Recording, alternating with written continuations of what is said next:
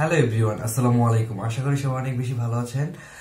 আজকে আমরা ডিসি কোর্সের 11তম ক্লাসে উপস্থিত। এই ক্লাসে আমরা যে বিষয়টা নিয়ে আলোচনা করব সেটা হলো কেসিএল এবং কেভিএল দুইটা সূত্র অ্যাপ্লাই করে কিভাবে একটা সার্কিট সলভ করা যায় সেই বিষয়টা আমরা দেখব। এর আগে যে ভিডিওটা আমি দিয়েছিলাম সেটা শুধু কেসিএল সলভ করে, এর আগে 4টা ভিডিও দিয়েছিলাম শুধু কেভিএল এর উপরে। আজকে আমরা কম্বাইন্ড মানে কেসিএল এবং কেভিএল দুইটা সূত্র অ্যাপ্লাই করে এই সার্কিটটা কি করতে হবে, সলভ করতে হবে।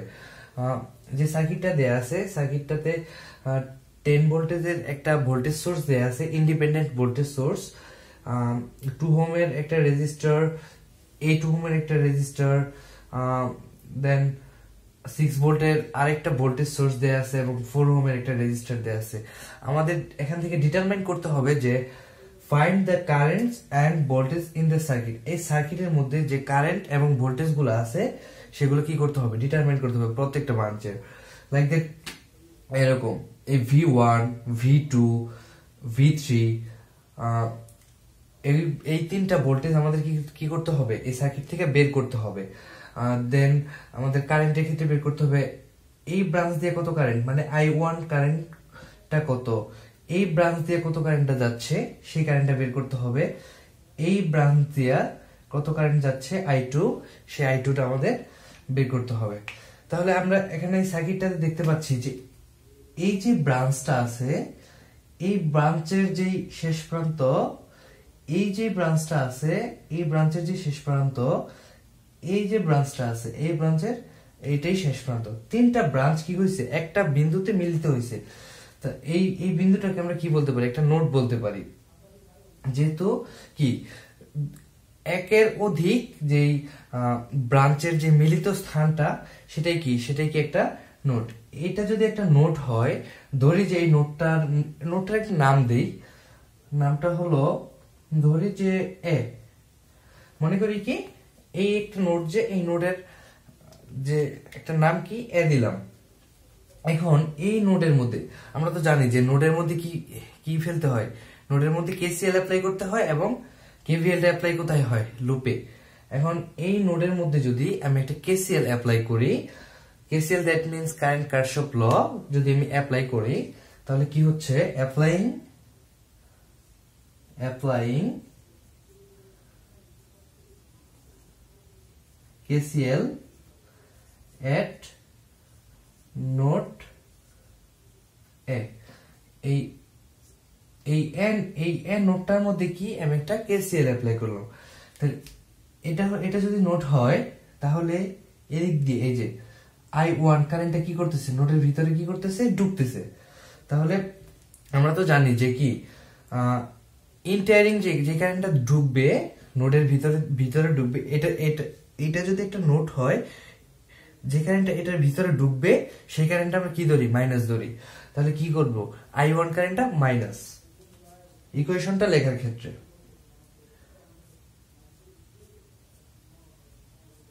I1 minus. এখন এই I2 কারেন্টটা আপনারা দেখতে পাচ্ছেন যে I2 কারেন্টটা কি করতেছে, I2 কারেন্টটা বেরিয়ে যাচ্ছে নিচের দিকে। এই যে লাল অ্যারো দিয়ে দেখানো I2 কারেন্টটা কি করতেছে, নিচের দিকে বেরিয়ে যাচ্ছে। I3 কারেন্টটাও কি ওইদিকে বেরিয়ে যাচ্ছে।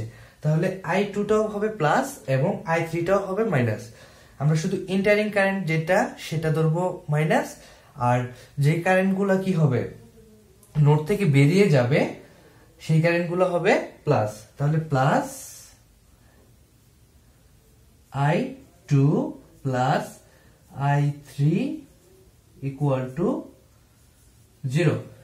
আমরা সূত্র মতে লিখে ফেলছি যে কোন একটা মিলিত স্থানে কি টোটাল কারেন্ট, আউটগোয়িং এবং ইনকামিং কারেন্ট কত, 0। তাহলে মাইনাস I1। এখন কি করতে পারি, এখন এটাকে আমরা এইভাবে লিখতে পারি যে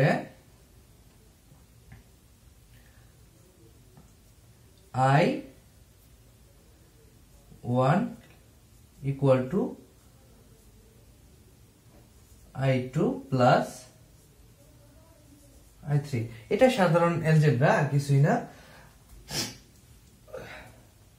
তাহলে এটা যদি লিখতে পারি, এখন আমরা কি আমরা কারেন্টটা আইডেন্টিফাই করে ফেলছি, ইকুয়েশনটা লিখে ফেলছি I1 = I2 + I3। এখন এই মূল কারেন্টটা পেতে হলে আমাদের কি করতে হবে, এই যে একটা লুপ আছে এই লুপে একটা KVL অ্যাপ্লাই করতে হবে, এবং এই যে একটা লুপ আছে এই লুপে কি করতে হবে, একটা KVL অ্যাপ্লাই করতে হবে। অ্যাপ্লাইং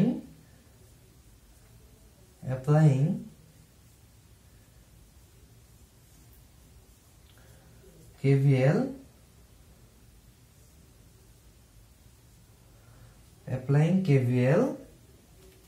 loop 1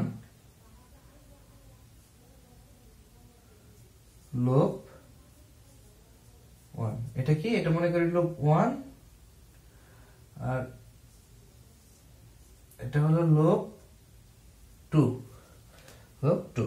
তাহলে লুপ 1 এর যদি কি করি, একটা KVL অ্যাপ্লাই করি, তাহলে KVL এর ইকুয়েশন লেখার নিয়ম কি, যে আমরা যদি কি করি প্রত্যেকটার প্রথম চিহ্ন নেই, তাহলে আমাদের প্রত্যেকটা এলিমেন্টের প্রথম চিহ্ন নিতে হবে। KVL মানে কি, ভোল্টেজ। আমরা কি নিব, প্রত্যেকটা এলিমেন্টের ভোল্টেজটা নিব। আর ভোল্টেজটা কিভাবে নিব, ইকুয়েশনটা লেখার ক্ষেত্রে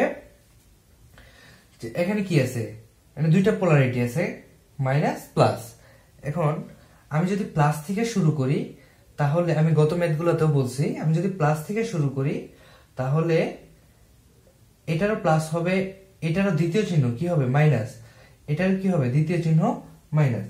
আর আমি যদি মাইনাস থেকে শুরু করি, দ্যাট মিনস এই 10 ভোল্ট ভোল্টেজ সোর্সের প্রথম সাইন থেকে শুরু করি, তাহলে প্রত্যেকটা এলিমেন্টের কি করতে হবে, প্রথম যে পোলারিটি যে সাইনটা আছে সেই সাইনটা নিতে হবে। আমি সবসময় মাইনাস থেকে শুরু করি, আপনারা যেখান থেকে ইচ্ছে শুরু করতে পারেন, কিন্তু একটা সিকোয়েন্স ঠিক রাখতে হবে। সিকোয়েন্সটা কি, সিকোয়েন্সটা হলো যদি আমি প্রথম চিহ্ন নিয়ে কাজ করি, তাহলে প্রত্যেকটা এলিমেন্টের প্রথম চিহ্ন নিয়ে কাজ করতে হবে। আর যদি আমি প্রথমটার দ্বিতীয় চিহ্ন নিয়ে কাজ করি, তাহলে প্রত্যেকটা এলিমেন্টের দ্বিতীয় চিহ্ন নিয়ে যদি কাজ করি, তাহলে আমাদের ইকুয়েশন ঠিক থাকবে, ম্যাথটা সলভ হবে।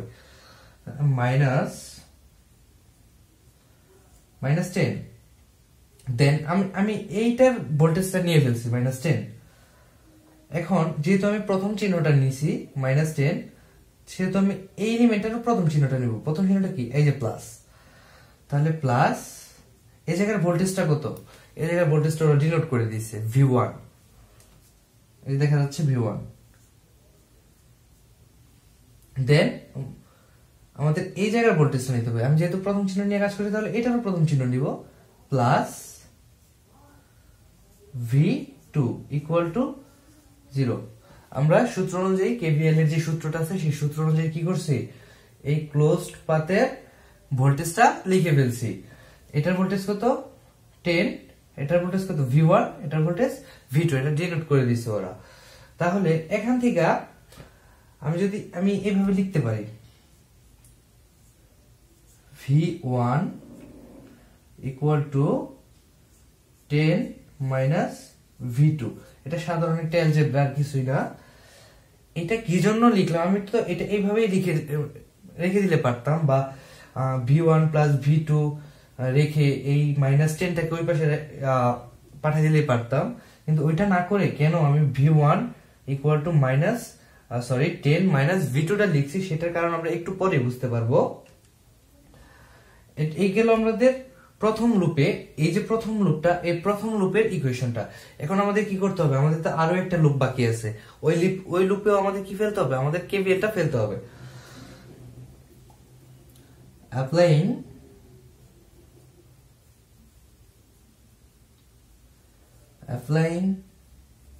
KVL at loop 2। তাহলে কি করলাম, এখন এই 2 নাম্বার লুপে আমাদের কি ফেলতে হবে, KVLটা ফেলতে হবে। KVLটা এই লুপে ফেলার যে নিয়ম, এই লুপে ফেলার একই নিয়ম। সব জায়গায়, যে কোনো সার্কিটে, যে কোনো ক্লোজ পথের মধ্যে কি হবে, KVL ফেলার একই নিয়ম। আমরা যদি কি করি, যে সাইনটা নিয়ে কাজ করব, যদি প্রথম সাইনটা নিয়ে কাজ করি, তাহলে প্রত্যেকটা এলিমেন্টের প্রথম সাইনটাই নিতে হবে। এই বিষয়টা এত বারবার বলার কারণ হলো, এই বিষয়টা অনেক জরুরি। যদি এটা না হয়, যদি এই সিকোয়েন্সটা ঠিক না থাকে, তাহলে কিন্তু ম্যাথ সঠিকভাবে সলভ হবে না।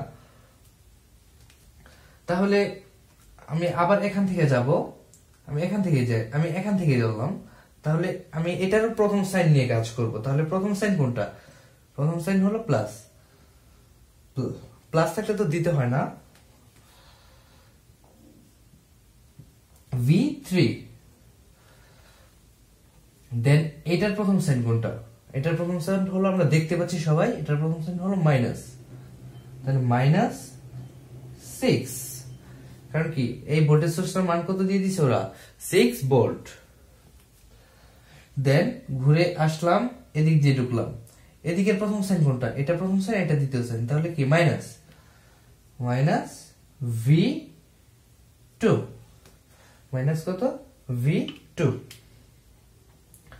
এখন ইকুয়াল টু কত? Equal to 0। আমরা এখান থেকে লিখতে পারি, সরি, এখান থেকে লিখতে পারি যে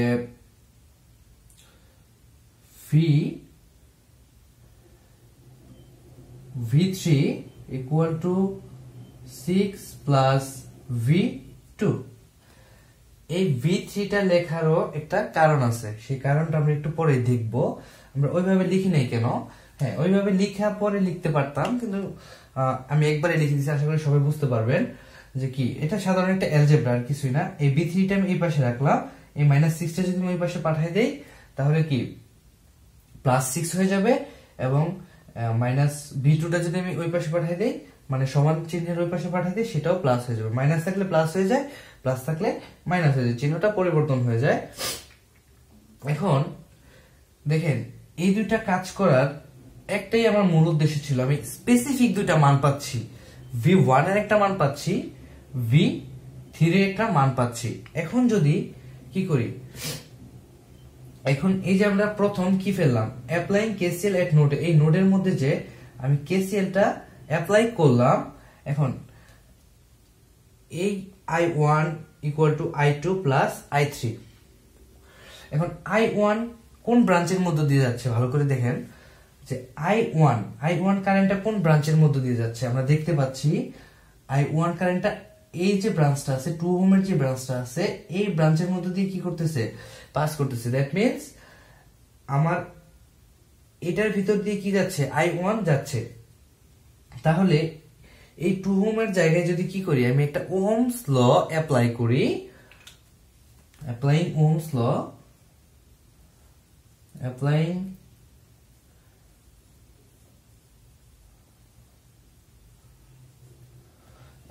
Ohm's law at 2 ohm। এই 2 ohm এর জায়গায় যদি কি করি, আমি একটা Ohm's law অ্যাপ্লাই করি, তাহলে কি আসতেছে? Ohm's law কি? V equal to IR, মানে কি voltage equal to resistance into K, into হলো কারেন্ট। তাহলে আমাদের এটা কি? V1 ইকুয়াল টু কত আসতেছে? V1 ইকুয়াল টু 2I1,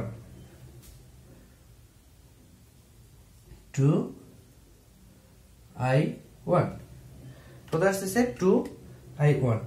বা আমরা আরেকটা কাজ করলেও পারি এখানে। আচ্ছা, আমরা এটা না করে এটা করলে কমপ্লিকেটেড হয়ে যাবে।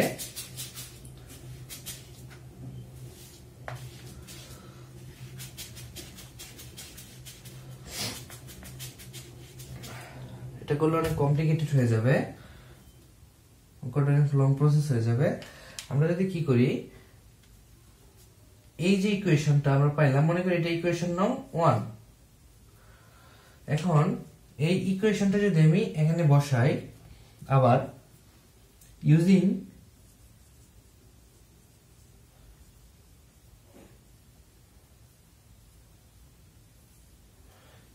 ইকুয়েশন 1, কি I1 equal to I2 plus I3।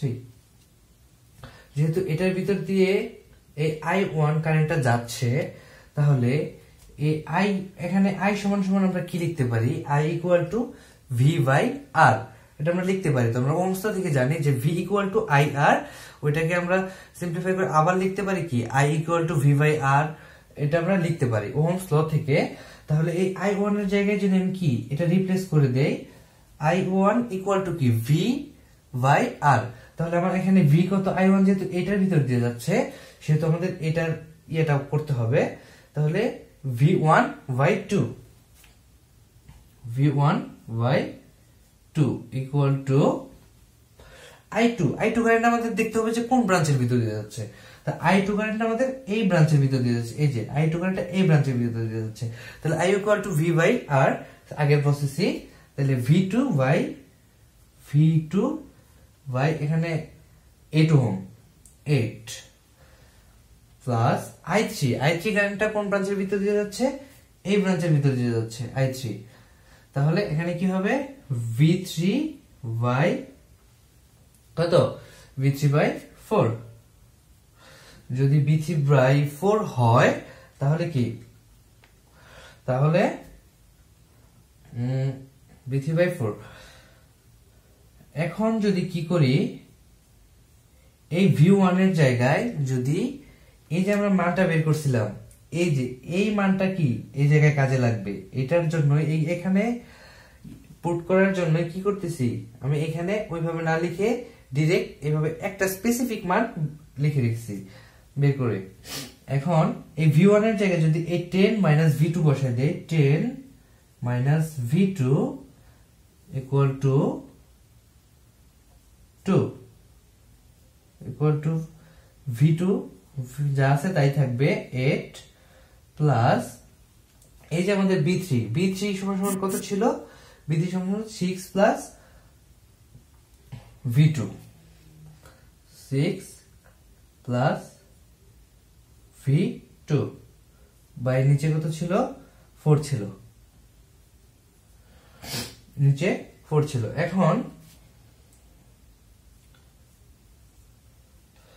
কি, এখন যদি এখানে আমরা কি করি, আমরা এখানে ভাঙাইতে পারি 10 by 2 minus V2 by 2 equal to V2 by 8 plus 6 by 4, একটু নিচে লিখলাম জায়গা সংকটের জন্য, প্লাস V2 বাই 4। তাহলে কি হলো V2 বাই 4। আমরা ইকুয়েশনটা জাস্ট ভাঙাইলাম আর কিছুই না। এখন এই ইকুয়েশনটা যদি কি করি, আমি এখানে নিয়ে যাই, এখানে যদি লিখি সব v গুলো এক পাশে রাখলাম আর সংখ্যাগুলো সব অন্য পাশে দিয়ে দিলাম, তাহলে মাইনাস V2 বাই 2 আর এই V2 by 8 plus V2 by 8 টা যদি এই পাশে নিয়ে আসি তাহলে মাইনাস হয়ে যাবে, মাইনাস V2 বাই 8 আর a প্লাস V2 বাই 4 টা যদি এই পাশে নিয়ে এসে পড়ি তাহলে কি হয়ে যাবে, minus V2 by 4 equal two কি, এখানে কত আছে 6 প্লাস 4 আর এই 10 বাই 2 টা যদি কোথায় নিয়ে যাই, ওই পাশে নিয়ে যাই, তাহলে কি হয়ে যাবে, যেহেতু প্লাস আছে সেহেতু মাইনাস হয়ে যাবে। এটা সাধারণ অ্যালজেব্রা আর কিছুই না। 2 এখন একটা জিনিস খেয়াল করেন, এটা তো মাইনাস আছে, এটা তো মাইনাস আছে, এটা তো মাইনাস আছে। এখন যদি কি একটা মাইনাস কি করতে পারি, এটা কমন নিতে পারি, কমন নিলে V2 বাই 2 আর কি V2 by 2 plus V2 by 8 plus V2 by 4 আর এটা আসে, তাহলে আর এই পাশে আমাদের কত আসে, এই দুটো লসাগু যদি করি তাহলে নিচে লসাগু হয় হলো 4, তাহলে 4 6 আসলে তাহলে মাইনাস 2 দুগুণে 4 20 20। দ্যাট মিন্স এখানে যদি আমি লসাগু করি তাহলে কত আসে, এখানে আমি লসাগু করলে আসে হলো 4, লসাগু হলো 8, এর যদি লসাগু হয় তাহলে 4v2 plus V2 plus 2v2 equal to minus উপরে কত আসে 20 থেকে মাইনাস 14 নিচে হলো 4। আর এটা ইকুয়েশনটা কমপ্লিট করলে যে ফলটা আসে সেটা হলো V2 ইকুয়াল টু 4 ভোল্ট বের হয়। সরি, এটা V 4 ভোল্ট হবে, 4 ভোল্ট বের হয় V2। এটা ইকুয়েশনটা সলভ করলে 4 ভোল্ট বের হয়। এখন আমরা V2 এর মানটা পেয়ে ফেলছি, V2 এর মানটা যেহেতু পেয়ে ফেলছি বাকিগুলো আমাদের বের করে একদম ইজি হয়ে যাবে, কারণ কি যে আমরা V2 ওই সমীকরণগুলো আমরা জানি আমাদের। তাহলে যেহেতু V2 টা পেয়ে ফেলছি তাহলে V1 সমান সমান কত ছিল? V1 সমান সমান ছিল হলো কত? V1 সমান ছিল হলো 10 মাইনাস V2। যেহেতু V2 টা কত? V2 টা আমরা 4 পেয়ে ফেলছি, তাহলে 10 মাইনাস 4 ইকুয়াল টু 6 ভোল্ট। তাহলে এটা কি V1 এর, এখানে কত ভোল্ট ড্রপ হয়েছে? এখানে ড্রপ হয়েছে হলো 6 ভোল্ট। এখন V3 টা তাহলে কি হবে? তাহলে V3 টা হবে হলো V3 ইকুয়াল টু কত ছিল? V3 ইকুয়াল টু ছিল 6 প্লাস V2। যেহেতু 6 প্লাস V2 ছিল তাহলে আমরা যদি এখানে বসাই দিই V2 এর মানটা বসাই দিই 6 প্লাস 2, সরি V2 এর মানটা কত? V2 এর মানটা 4 বসাই দিই, তাহলে 10 ভোল্ট। তাহলে কি 10 ভোল্ট। তাহলে আমরা V1 এর মান পেলাম কত? 6 ভোল্ট, V2 এর মান পেলাম 4 ভোল্ট এবং V3 যে মানটা আছে সেই মানটা পেলাম হলো কত? 10 ভোল্ট। এখন আমাদের বাকি হলো I1, I2 এবং I3। তাহলে I1 টা কত? I1 ইকুয়াল হলো একটু মুছে দেই,